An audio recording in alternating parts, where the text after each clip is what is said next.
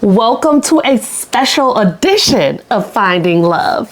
So this episode, we actually had shot a live on Instagram, just kind of kicking it, seeing if we can get some engagement, getting a couple comments flowing. And we had a few viral clips.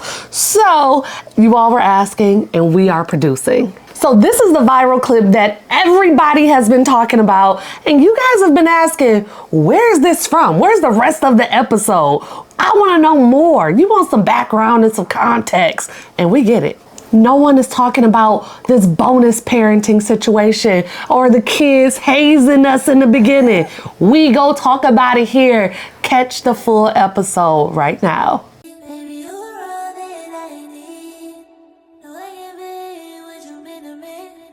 Made me feel complete. Is OD, you got me, is OD. Baby, you're all that I need. No one can be what you mean to me. Boy, I know you need this. While we just kicking it though, I gotta bring up Kirk Franklin. Come on, talk to him, baby. So Kirk Franklin, he was on Cam Newton's podcast. Lord, you was doing, so I don't know what you was doing with him going on Cam Newton's podcast, but okay, you did it. But he was spitting bars. I was like, okay, Kirk. Yeah, he can go. GP, are you with me? Okay? But he was just saying like marriage is being weaponized. And when he said that, it spoke volumes. Yeah. Because I know single women who are amazing. Yeah. I know some single men who are dope. Right. And they're not at a deficit because they're single. Like, what? Yeah. You know, but, you know, I had to. No, you're right. And that's the thing. I mean, all the things that can make a relationship dope and positive and good, if you listen to Kirk talking about them being weaponized, then now, you know, where does the foundation be built, right? And so that's why we said finding love, right? We talked about it for several months, and we did our case studies. Oh yeah, right? Yeah. And we just said, okay, a lot of the conversation is similar. Yeah. Whether it's what people want, the issues they're having, and what they might believe is unrealistic, but it can absolutely be realistic and be your future and be your life. Facts. You know? Facts. And so that's the thing, man. And it's been a journey for us too. Yeah. Right? Yeah. I think we dropped our first episode in February. Okay. And, you know, and sometimes, you know, topics come to us, whether it's an email, a DM, or me and you just chopping up with some friends. And one of the things that kind of became a central focus for Finding Love is the single parenting dating journey. Right? Whether you're a single parent now, or you're dating one, or you're married now. Hey, Mallory. There you go. Hey, what's up, family? Or whether you're a bonus parent now and you're married now, but you absolutely remember what the journey and the struggle. Yes. The struggle was like, being man, you know, if I reflect on it, we had some times, you know, but that's facts. You know, tried and true, you know, built better for it. Yeah. You know, I mean, and I think one of the first things that we experienced was one of the episodes, and it was your interaction with Cam. That kind of was one of the first reels that like kind of went, and it was like, oh, there's something here. Like, people were checking it out, sharing it, and if you know, you could kind of recap that story, give Cliff Notes version. As I stepped out the house, you told me I could go get a workout in, and you was gonna spend some time with your Cam before we were married. Okay, so I'm newly introduced to him, but he's been seeing me around, all that good stuff, right? And my husband, then boyfriend, says he want to go get a workout. I'm like, cool, I got him. We kicking it. We watching a movie. We straight. Go. You know, have fun. Yes. Well, me and Kim, you know, he leaves. We're great. We're watching a movie. It's fun. All the good stuff. He get up off the couch, and when he comes back, he flaps and hit me in the head. Wow. Wait a minute. he hazed me on the next level. I was at Planet Fitness. Cause I was like, do I risk it all and Black Mama body slam this boy right quick? Or do I just like let him know that I ain't about this life? Yeah. And it was a split-second decision. But my hands was like this. But I just said, don't do that again. Mm-hmm. And I guess the sternness in my voice and my face told him, I ain't gonna play these games with her. But that story went on. Yeah. You know, do you remember what he did next? No, I just remember you was such a G that you didn't even tell me about it until several months later. A part of building that relationship with your bonus child is having some stuff that's between you and them. Yeah. You know what I'm saying? Like, I could have instantly said, and let me tell you about this boy that went, you know, and that would have been a separation of us. I think that was the beginning of us developing our trust and our bond together. Yeah. And something in me just said, I handled it. Yeah. Like, I didn't need him to get in like, what benefit to me if I told you and you got on him and now he mad at me, and the cycle would have just been like, what's up? Yeah, I would have got with him. You know, so I was like, I handled it. We did that. Me and him have an understanding. Yeah. But right after that, and I don't know if this was on the reel, but it had to be on that podcast episode. So go back and revisit all our Check podcasts. it out, yes. But right after that, he's showing me pictures in his iPad. And it's pictures of him in a suit. And I'm like, oh man, you look so handsome. Yeah. I'm like, where were you? Oh, I was at my mom and dad's wedding. I didn't get that memo. You was, okay. Well, can I see the pictures of the bride and groom? Oh, they must not be in here. They just got pictures of me from the wedding. I was like, oh wow, I didn't know they were married. He was like, they got married. It was a big wedding. We was all there. Oh, Angelica is what I called him for a very long time, because in front of Steve, he was like, oh, is Jenny coming with us to get ice cream? And then Steve walked away, he like, you still here? I was like, oh.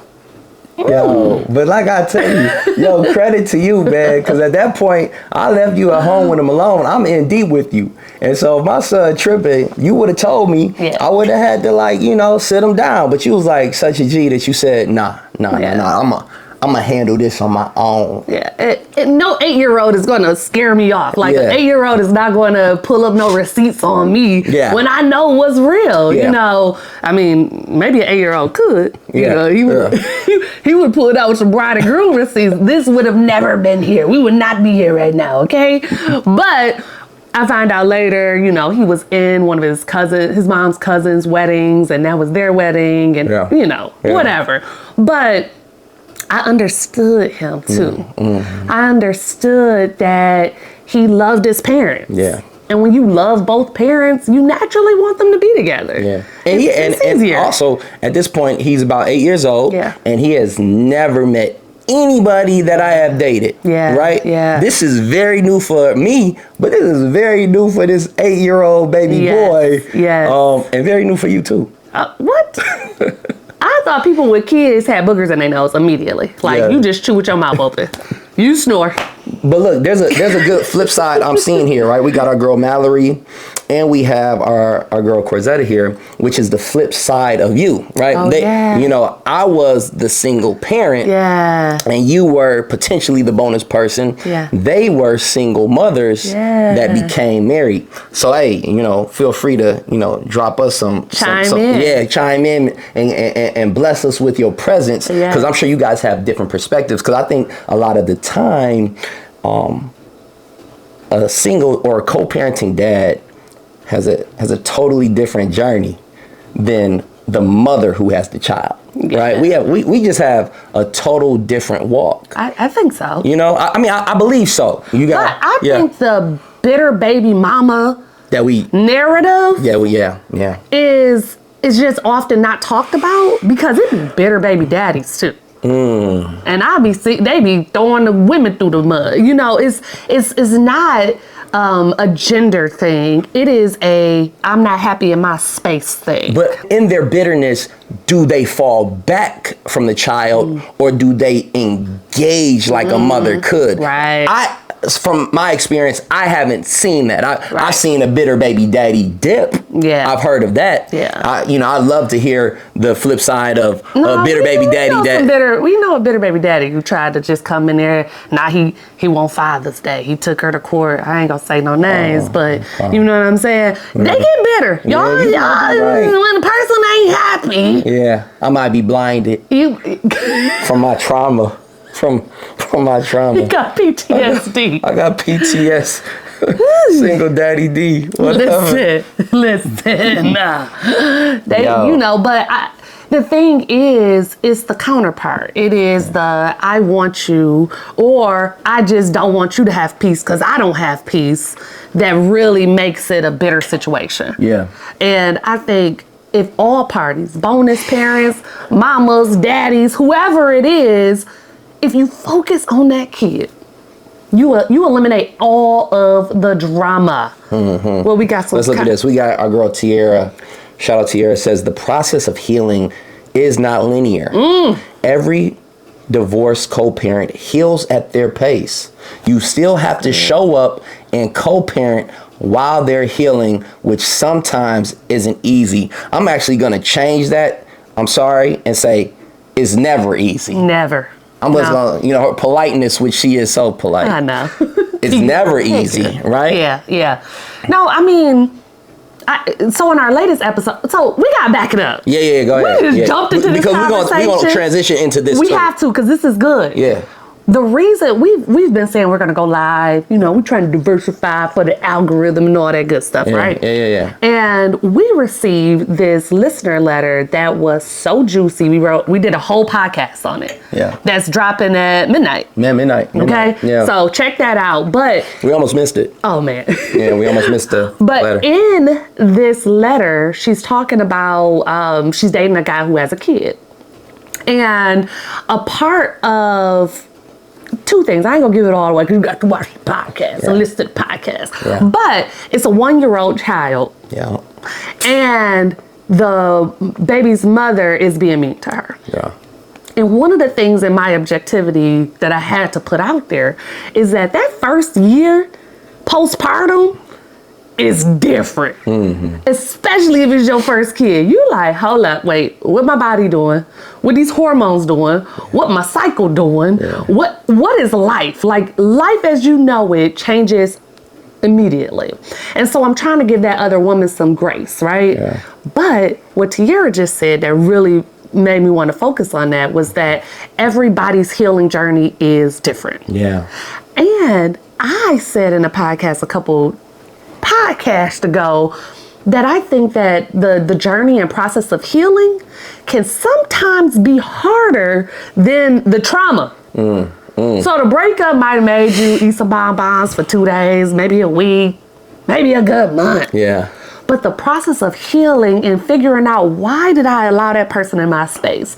How did we get this far deep into this relationship? Where did we go wrong? What was my part in it? Having to look yourself in the mirror and really speak to your part or your position in this journey together. I think that can be harder. So in allowing each person to heal in the manner that they need to for themselves, it's just like grief. There are so many stages of grief. Yeah. Yeah, and I think it's difficult too when you're a parent because especially if you're a good parent, you feel like you don't have time to grieve because you have to show up for these kids. Yep. At your best, right? You have to smile when you don't want to smile. Yep. You have to laugh and joke. And so time is passing by, and so much time passes by that some of our friends have even told us that I haven't even had time to heal, right? Yeah. So that wound is still wide open, right? Yeah. And so, but guess what?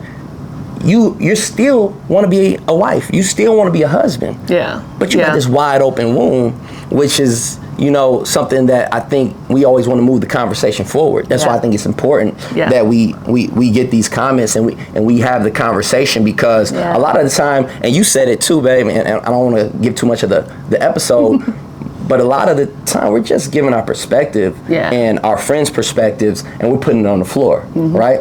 And from that, maybe answers can be, you can derive at your own answer, or your, you know, find your way, find your path, but moving the conversation forward. Yeah. So that we stumble upon these answers. We stumble upon our healing, right? For sure. Yeah. I also think that it's important that you know that somebody else's trauma in their healing process does not have to dictate your walk in this thing. Right. And I think that a lot of times parents, you guys are trying to keep the peace. Yeah. You guys are just trying to, you know, be in your kids' lives that you like, maybe it ain't the right time because they still acting crazy, or maybe, you know, I don't want to pop out with nobody new because I don't know how they gonna react and all of that stuff. And I think that it is beauty that could come out of the journey, even when it is some tumultuous times. Oh man. You know, and I just would hate for someone that has a bitter ex or, you know, whatever, and they stop themselves from finding love. Yeah. Like, they can't dictate what you got going on. And you know what, babe? That's so good, because and we gotta take one step back, right? Okay. Because sometimes in order for somebody to really truly hear us, they need to know that you've been through it, right? And so I was about to grab you that glass, boo. You've been with me for a decade now. You've been with me from, you know, me doing my events, from us being pulled into court. You've been with me through court orders. You've been with me through big attorney bills. You've been with me every single step of the way. Yeah.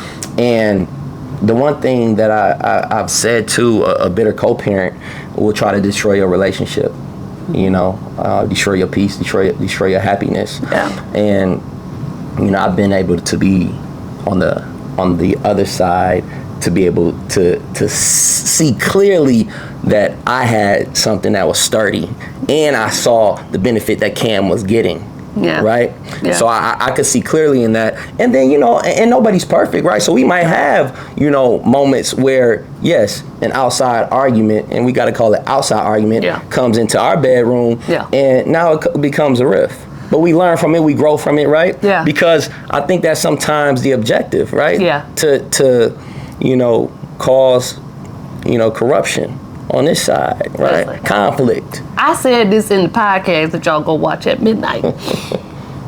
I had to eliminate myself from the drama. Yeah. My sole focus became Cam. Right. I was like, I can't think about this attorney bill. I can't think about court. I can't think about her calling. I can't think about the drop-off location. Yeah. I can't think about that. Right. I said, that's on you. Yeah. And that was my moment to be a little bit selfish in this, is that the more I inserted myself in that drama, the more of a bearing it had on our relationship. True. And I just thank you for protecting me in that way too. And that was one of the things in the listener letter. She said that the other person was being mean to her. And I was like, why she got access to you? Yeah. Cause what? Yeah. Yeah. You ain't my baby mama. I ain't do nothing with you. We have no quarrels. We ain't got no beef. You don't know me. I don't know you. Mm-hmm. And I'm fine with that. But we got this baby that we both love, and we go love. That's right. You know, and I think that I've said this many times. If our person, the mother of our child, knew how much I prayed for her, knew how much I tried to be the neutral ear for, you know, if Cam said, I don't know what my dad talking about, I don't know what my mom talking about, I'm mad at them, or they don't understand me, I was there to be both of y'all's liaison. You know, if she knew how much I supported her and needed my son to grow up loving his mother, yeah, baby, she be my BFF. Yeah, yeah. But we ain't got that, so I just focus on my baby, yes. And I leave the rest to him. You know, and I think that in new relationships, especially, you think that you got to be involved in everything. Mm-hmm. Like if he ain't talking to me about the baby mama, maybe he hiding something. Yeah. And it can be the case. Don't get me wrong. Some people can double back and all that good stuff, right? Because it's easy. Yeah. The door's open. Yeah. But trust and trusting the process and trusting that your man or your woman is going to shut down any type of advances and really just focus on that kid is peace. Yep. And the moment I got to trust you and got to see how your process was actually working for us, I got so much peace.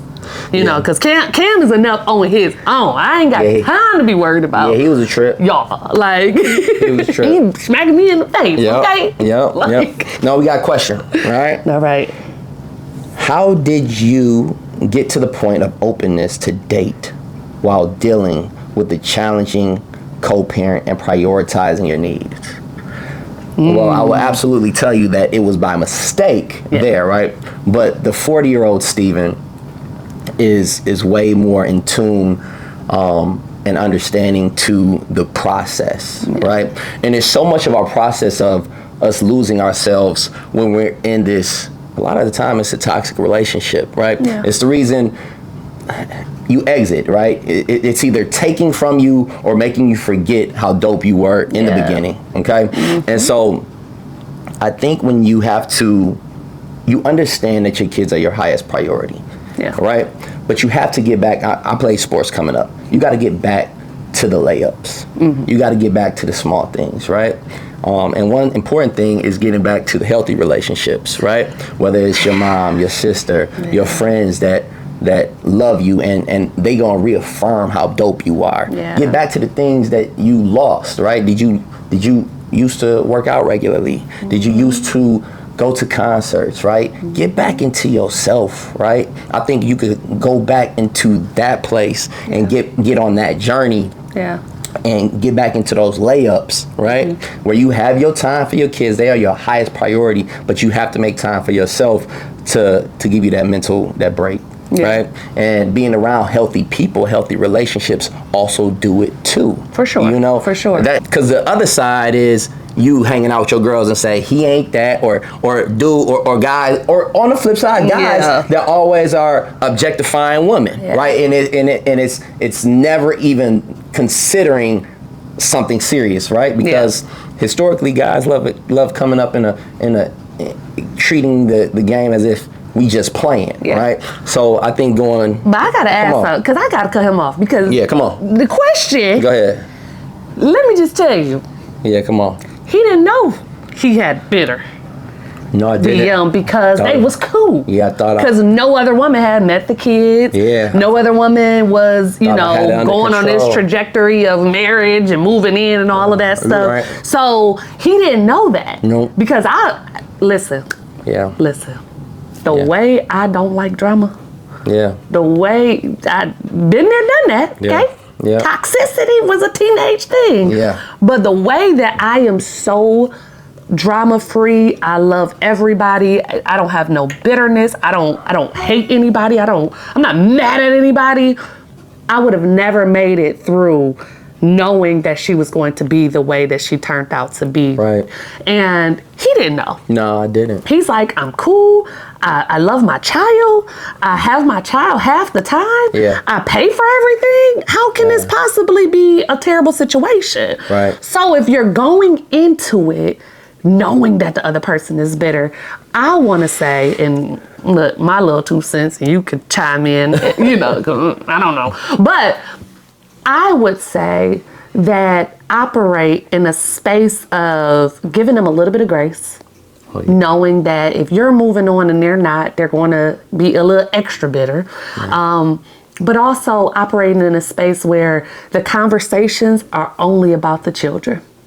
It ain't no how your day going. It ain't no checking on their work meeting. You don't care about their promotion. You don't care about their new house. Their new car means nothing to you.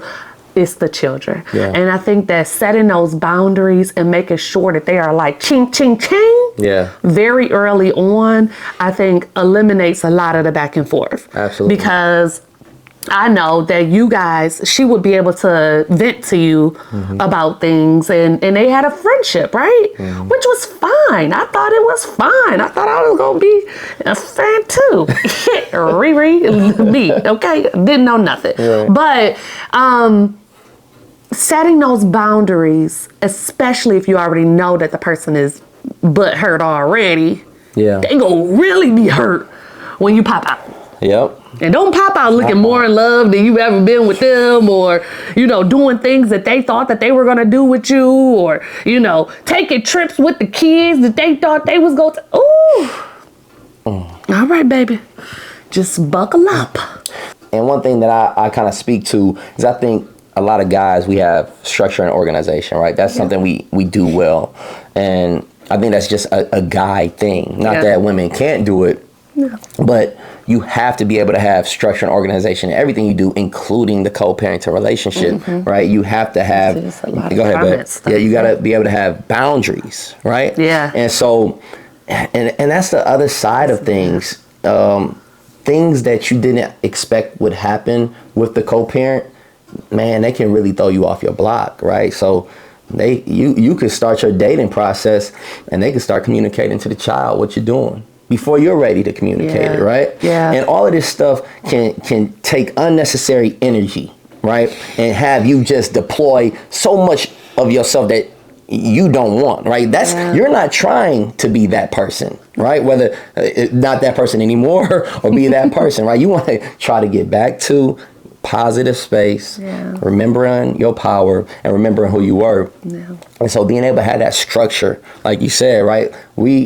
If you're not in a place where you have like the dopest co-parent in the world, right? Where I hear that a lot of people do not, you have to be able to operate in a space where, okay, the pickup and drop off is here. What else do we need to discuss? All right. Here's the schedule for their soccer season. Okay. Right. Like here it is. Right. Yeah. And there's no going in and out with somebody that is not consistent as a co-parent. A consistent good co-parent, we're not talking about that person. We're talking about somebody who can take your energy, shift it around, or you know, they have your kids, whether it's half the time, like me, part-time, majority of the time. And so the most precious thing to you, you don't have all the time, and they can like shift their perspective. That's a very challenging thing. And so all that you can do is have your structure, have your organization, and understand that you are not in control, right? But you have to limit their access to you. You have to limit it. Yeah. So I want to know, Mallory said, before I got my life together, I remember being a bitter baby mama. Okay. Cool. I need you to elaborate. What had you in that space? Was it the dipping back and forth? Because you said side chick years ago. So were you, able to dip back in? What was that about? I want to know. I appreciate her self-awareness. I do too. I love it. But Mallory, she married now. She what? Yeah, no, she all the way together. We fans of Mallory. Right. Fans. But I would love to know, what had you there. But Tiara, one of the things that I think that you can read Chris's in a minute, but one of the things that I think is so important for us to know as women is that our happiness and our worthiness is not on anybody else's level. It's not a performative measure. It is not because you allowed him to heal first before you did it. It is not an amount of time in between who you dated. It is about what you are open and willing and honest with yourself to embrace. And I say that because I hear women say reasons why they aren't dating, and it is never because of them. Right. It is never like, I just don't want to, or I just don't feel ready. It's always like, well, I don't want this person to be mad, or I don't know if they're going to be able to take care of my my kids or be a bonus parent to my children, or it's all of these other reasons. And I think that if you are healed enough and you are ready to embrace love and be loved on, it can't be about anybody else. Yeah. It got to be about you. Yeah. And I think that once you feel ready and open to love, it'll start coming. Yeah. It'll start coming. Yeah. And I think it's important to always mention that as a single parent, a lot of the time, and I felt it too, you feel guilty, right? And you think just because you have, this beautiful child who is your blessing, you believe it's their baggage. And that's just not true, because the dopeness of you is an aggregate of you, right? So the mother you are made you a doper Mallory, or a doper Tiara, or a doper version of yourself, right? Yes. And so now the person that they're getting is not playing any games, and they're bringing so much more to the table. And so just being able to channel the past trauma and embrace the power, that's huge, right? Yeah. I'm gonna let you take that, but Summy, my good brother, an amazing guy. Steve, did you ever find yourself not sharing some of your happiness online because you knew she was watching your page and would probably cause some drama out of spite? We are finally here at season 2, and we could not have done it without any of you. We're talking all stages of relationships, from dating to courting to marriage to reaching that forever status. We are bringing all the true stories to the forefront, and guess what? This year we're coming back bigger, better, and stronger, and it's all because of all of you. So stay tuned for what we're going to do next. We are on all platforms at I Am Finding Love, and be sure to subscribe to our website at IamFindingLove.com. And do not forget, tune in each and every Friday as you keep asking us questions and we keep delivering the answers. Baby, you're all that I need. No, I can't be what you mean to me. Make me feel complete. It's OD, you got me, it's